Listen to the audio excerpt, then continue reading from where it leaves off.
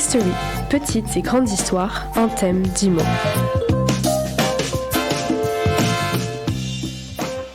Bonjour et bienvenue dans cette nouvelle émission de History avec Nathan et Roman. Bonjour. Bonjour. Donc le concept, 10 mots, un thème, et on doit vous écrire une histoire chacun. Ah, et bien sûr Rémi. Oui, désolé, j'ai oublié. Oh non, c'est tellement... Désolé, je suis désolé, je t'ai oublié. T'inquiète. Alors on accueille, je suis plus habitué aux invités, ça faisait longtemps. Oui. Donc on accueille enfin un invité qui s'appelle Rémi. Donc bonjour Rémi, comment ça va tous? Ça va. Ouais, ça va. Ça Comme va. on l'a dit, il fallait que je le dise. Waouh. Plus rien. Plus rien, vraiment.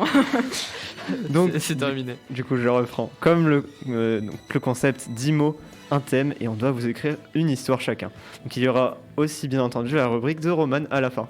Bon, pour petit rappel, les mots de cette semaine sont croix, somnambule, perruque, raquette, zibeline, pulsar, poulain, arithmétique, bocal et téléski. Et donc le thème de la semaine c'était le voyage.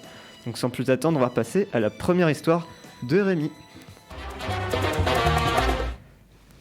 Donc je vais vous raconter l'histoire de Connie.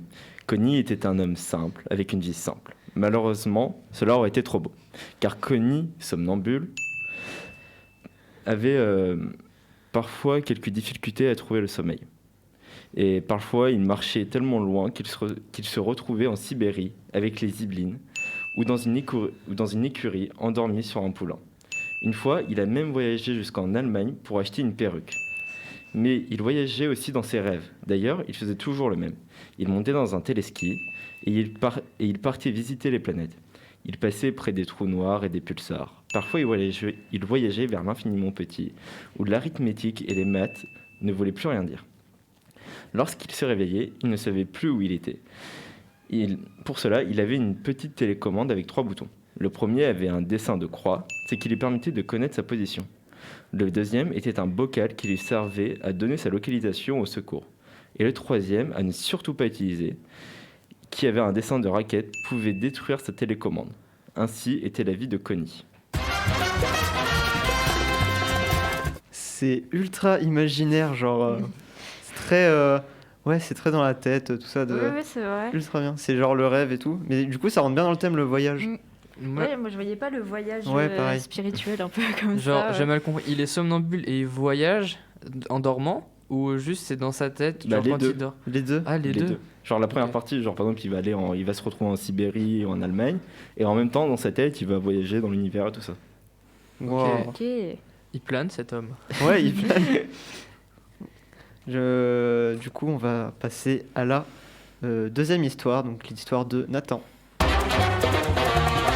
Alors, la semaine dernière, j'avais commencé une histoire et je devais la continuer cette émission, mais on va pas du tout dire que la semaine dernière j'ai dit ça parce que j'avais pas d'inspiration, et on va pas dire que cette semaine j'en ai pas aussi eu, parce que franchement je trouve que mon histoire est géniale, c'est de l'ironie, hein, parce que je n'ai pas eu une once d'imagination pour cette histoire. Mais vas-y, on attend.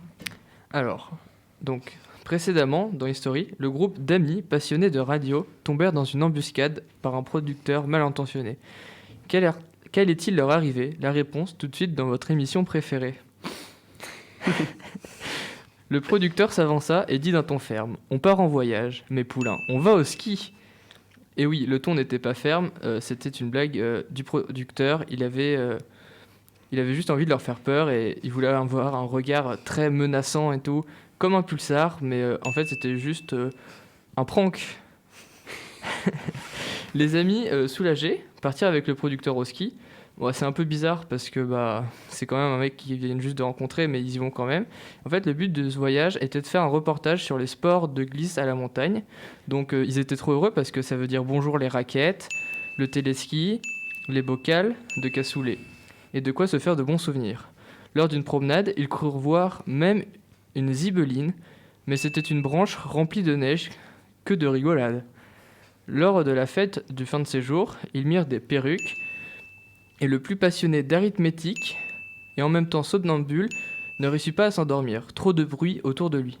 Mais le bruit venait de la chambre du producteur, Celui-ci était au téléphone avec son chef et il parlait de la réussite des amis pour le reportage et que peut-être ils allaient leur proposer un contrat pour les embaucher. Quand le jeune homme entendit, donc le jeune homme somnambule, passionné d'arithmétique, on n'oublie pas, il ne put s'empêcher de sauter de joie. Il partit se recoucher tout content. Et le lendemain matin, le producteur leur annonça la nouvelle. Ils furent tous très heureux et acceptèrent la proposition qui était d'être embauchés pour cette grande radio. Ils devinrent chroniqueurs reconnus et tout est bien qui finit bien.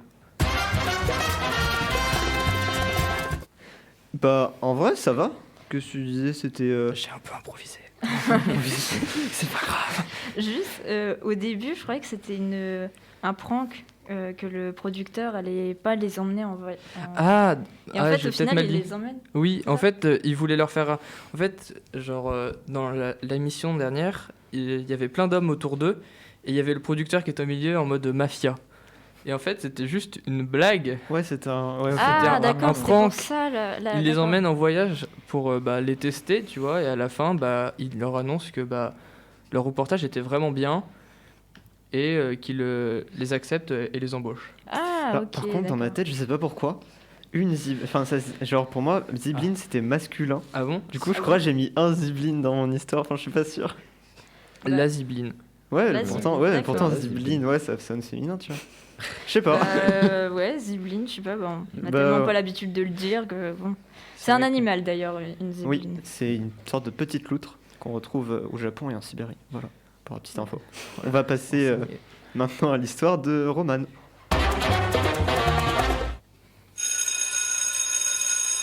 Ah, enfin les vacances. Je ne rêvais que d'une chose, me faufiler dans ma couverture en fausse fourrure de zibeline et ne plus y bouger pendant les 2 semaines à venir. Lire des livres, regarder des séries et dormir. Voilà à quoi allaient se rythmer mes vacances. Je vais enfin pouvoir me reposer. Ça fait 7 semaines que je bosse non-stop sur un chapitre hyper compliqué sur l'étude des nombres. Je déteste l'arithmétique, mais bon, ça fait partie du programme, donc j'ai pas vraiment le choix de le travailler. Enfin bref, parlons plus de ça. Je n'avais plus besoin de penser à ça, car en plus, j'étais enfin en vacances. Donc sur le chemin de ma maison, la radio Pulsar dans les oreilles, je réfléchissais à mon programme pour ces 2 semaines à venir. Ce soir, j'entame la saison 4 de Orange is the New Black. Ensuite, demain matin, je vais lire un livre. Et puis, peut-être pour finir la matinée, je vais regarder Le fabuleux destin d'Amélie Poulain. Tiens, ça m'annonce bien ça. Donc, tout s'annonçait pour le mieux dans ma tête. Enfin, en tout cas, oui, dans ma tête. Sauf que quand je suis arrivée chez moi, je suis tombée nez à nez avec les valises de ma sœur, ma mère et mon père en plein milieu du salon. J'étais très surprise et j'ai demandé à ma sœur mais quelle était la raison de ce bazar dans le salon. Ce à quoi elle m'a répondu et m'a appris que les parents nous avaient fait la surprise de nous emmener en voyage en Australie pendant toutes les vacances. La catastrophe! Tous mes plans tombaient à l'eau. Je savais que je ne pouvais pas négocier pour rester à la maison. J'étais donc coincée, que dis-je, prisonnière de mon destin. Je devais partir avec ma famille et en même temps dire adieu à tous mes projets. Je fis ma valise, à contre-cœur bien sûr, et nous partîmes 1 heure plus tard. Le trajet se passa, ma foi, plutôt bien. Ces quelques 24 heures d'avion étaient plutôt très reposantes. Et je me félicitais d'ailleurs de ne pas m'être levée pendant mon sommeil, car lorsque ça m'arrive, je ne ressemble pas à un somnambule lambda, non. J'ai l'allure d'un zombie. Donc heureusement que ça m'est pas arrivé, parce que sinon j'aurais fait paniquer tout l'avion, je pense. Mais bon, dès notre arrivée à Sydney, mes parents et ma sœur étaient super excités. Ils voulaient absolument commencer à visiter la ville. Tandis que moi, je n'espérais que d'une chose, c'était ne rien faire à l'hôtel, en sirotant un Diabolo grenadine tout en piochant dans un énorme bocal de friandises que je dévorais à pleines dents. Mais malheureusement, je n'eus pas cette chance-là. Et je fus obligée de les accompagner dans la découverte de cette nouvelle ville. Les gens dans les rues étaient très extravagants. J'ai vu de nombreuses personnes qui portaient des perruques de couleur flashy. Certes, elles étaient de mauvais goût, qu'on se le dise, mais elles apportaient une pointe de folie aux tenues et surtout, elles égayaient un peu plus ma déambulation dans les rues de Sydney. Ça, le petit plus.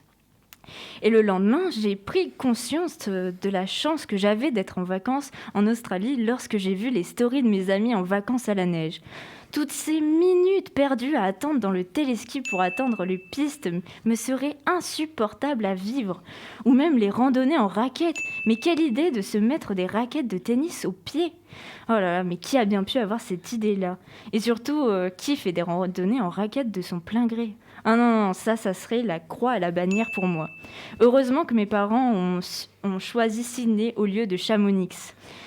Donc c'est alors à partir de ce jour-là que j'ai commencé à apprécier ce voyage. Nos 2 semaines ont été rythmées par les visites dans les musées, les randonnées dans les montagnes et le shopping dans les boutiques de souvenirs pour touristes.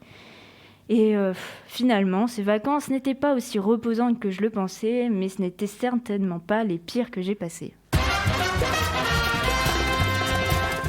Donc Romane, toujours aussi forte pour la narration. Beaucoup trop longue aussi cette histoire, mais Non, bon. ça Ah non, va. elle est très bien, vraiment. Genre Mais- c'est très digeste avec ta voix. Ouais.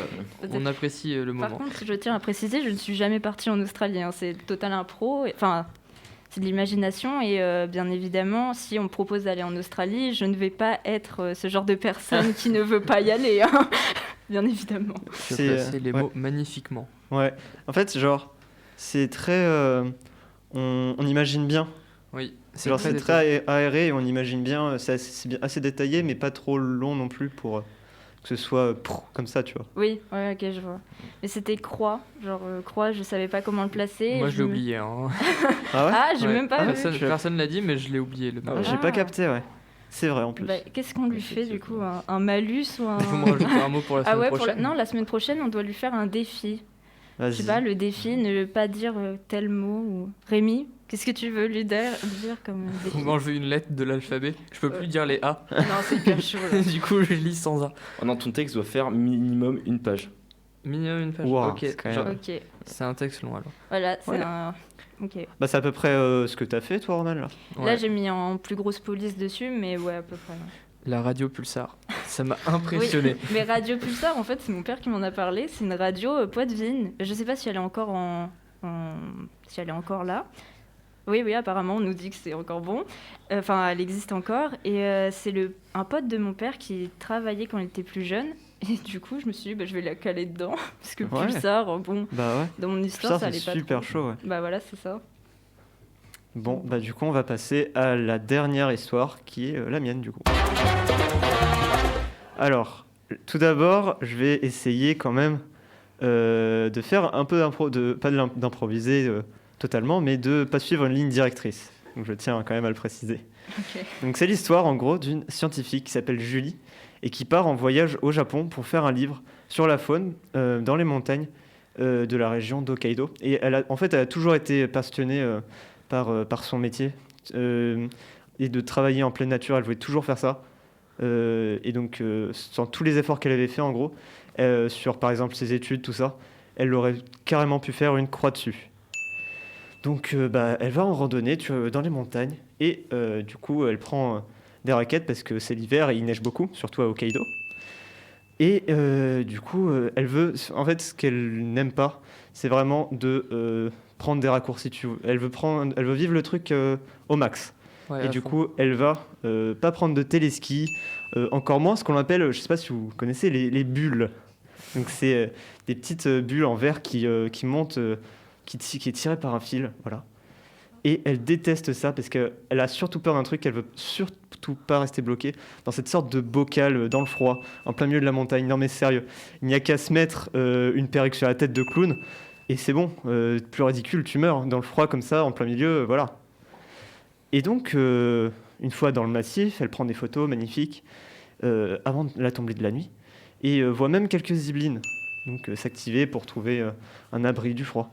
Elle met son campement et regarde les étoiles, pensant à tout ce que nos simples yeux ne peuvent pas voir, comme les trous noirs, les comètes ou encore les pulsars. Donc, elle est restée toute la nuit éveillée et même un somnambule en fait ne peut pas faire ça. C'était vraiment impressionnant pour elle de voir tout, surtout qu'il n'y a pas de pollution lumineuse, tout ça, c'est en pleine montagne, c'est vraiment bien. Et donc le lendemain, elle était crevée. Et du coup, elle prend sa pâte à tartiner poulain et pour se redonner un peu de force, tout ça. Et elle était vraiment crevée, du coup. Donc les pentes de montagne semblaient ultra rudes. On aurait dit une suite arithmétique de raison 20. Petite blague spémat qui passe crème. Et donc, quelle vie de scientifique. Elle qui pensait pouvoir se balader en montagne en étudiant la faune et la flore. Bah là voilà, avec 15 km dans les pieds et seulement quelques minutes de repos. Bon, au final, ça va, cette expédition se sera bien placée. Et donc, ça a été très bénéfique pour la jeune scientifique qui, malgré ses journées de fatigue intense, s'en est sortie. C'est bien. Personne ne savait qui parlait, mais en vrai, c'est bien. Genre, tu t'en es bien sorti. D'accord. T'as hésité des fois, mais Oui. Ok, Au début, merci. t'étais plutôt dans l'impro, puis après, Ouais. t'as quand même lu ton Bah ouais, texte, parce que je pense, en fait, dans ma tête, je pensais que le texte était moins structuré que ça. Mais sinon, ça va, j'ai fait des phrases plutôt... oui, t'as Oui. reformulé. Ouais, j'ai juste reformulé tout ça. Ouais. Mais ouais, sur le conducteur, genre, je pensais que c'était vraiment des phrases approximatives. Et en fait, non, ça va. Ouais, ça va. Par contre, la petite blague de maths, moi je ne l'ai pas, mais. Bah, pas c'est... partie, mais- ouais, Longue en histoire. gros, c'est une droite comme ça, qui est très montante. Ah, d'accord. Et, ok. c'est vraiment qu'arithmétique, j'arrivais pas à le prendre. je Bah, savais c'est pas bien. où le mettre. Franchement, c'est bien placé. Moi, j'ai une C'est question vraiment après. cool. C'est pour ça que j'ai mis une petite blague pour Oui. que ça... Ma question, c'est est-ce que t'as fait ça à Hokkaido au Japon parce que c'est là où il y a les ziblines? Est-ce que c'est Oui, voilà. tout ça pour placer ziblines? Oui. Tant d'efforts. Bah, en fait, je voulais le mettre au début et j'étais parti sur la Sibérie. Et j'étais là en mode, ouais, c'est cool la Sibérie. Ouais. Et sauf que téléski, je m'étais là en mode, mais est-ce qu'il y a des montagnes au moins en Sibérie? Et Je du crois coup, que j'ai eu non. un gros doute. Bah, je crois que Parce que en fait, c'est juste des plaines froides. Ouais, je sais pas. Et du coup, j'étais là en mode, vas-y, on veut se mettre au Japon. En plus, j'aime bien ce pays. Voilà. Oui, bon, bah. Donc, on va maintenant passer à la rubrique de Roman, la grande histoire.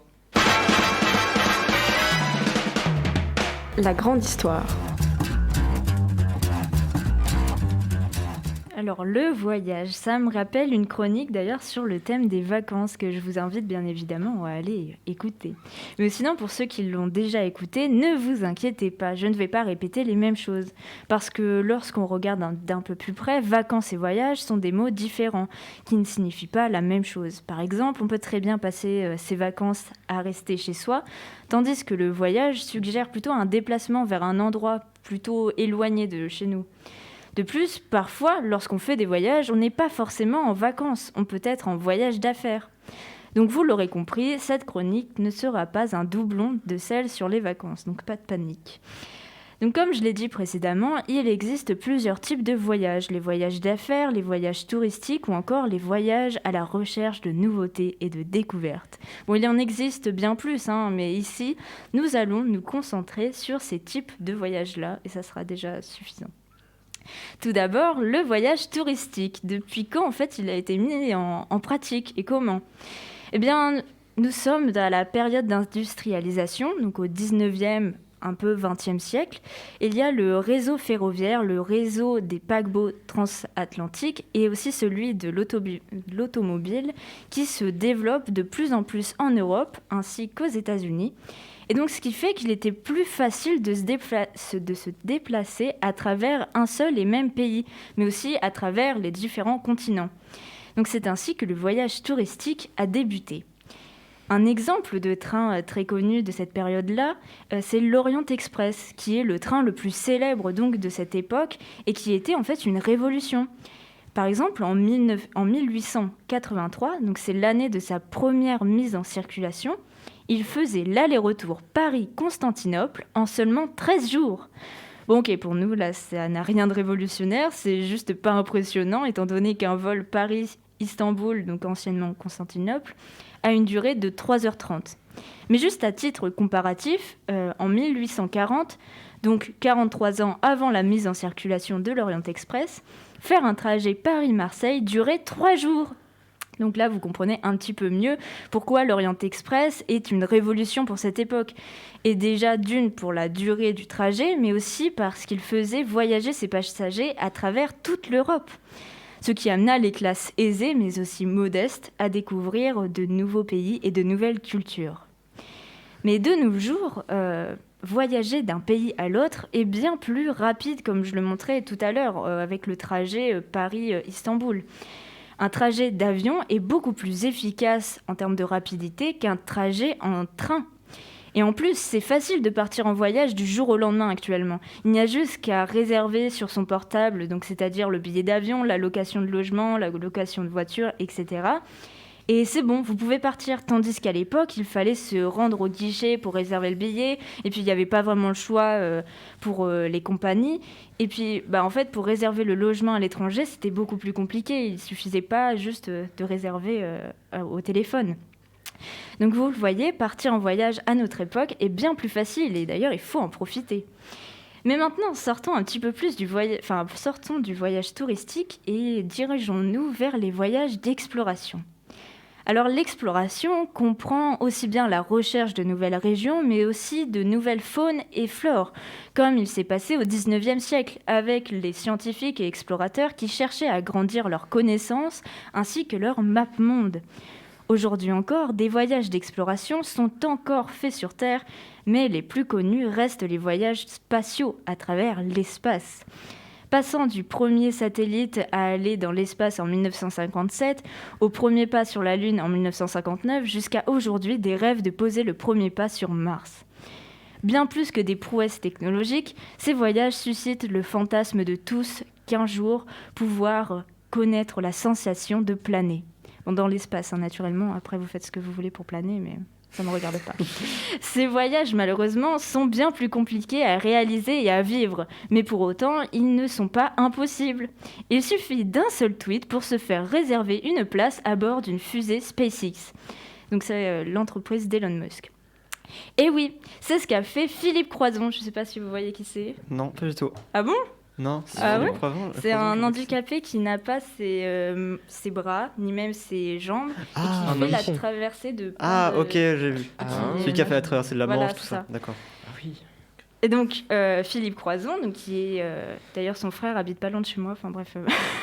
Voilà. Et donc, il a fait, le 20 novembre dernier, il a fait un tweet en fait, où il mentionnait Elon Musk et en fait, il lui demandait de participer à un voyage spatial. Ce à quoi le millionnaire lui a répondu, je cite, « Vous volerez dans un vaisseau Starship ». Ça, c'est fou hein, quand même. Hein. Comme quoi, tout est possible en fait.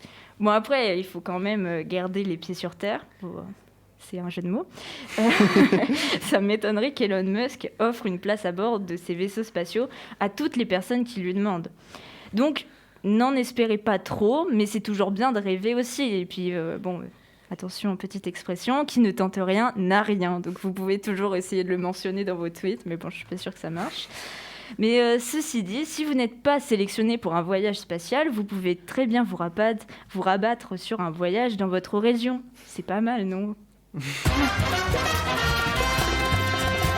Merci beaucoup Roman, c'était vraiment bien. Et surtout merci beaucoup d'avoir écouté History.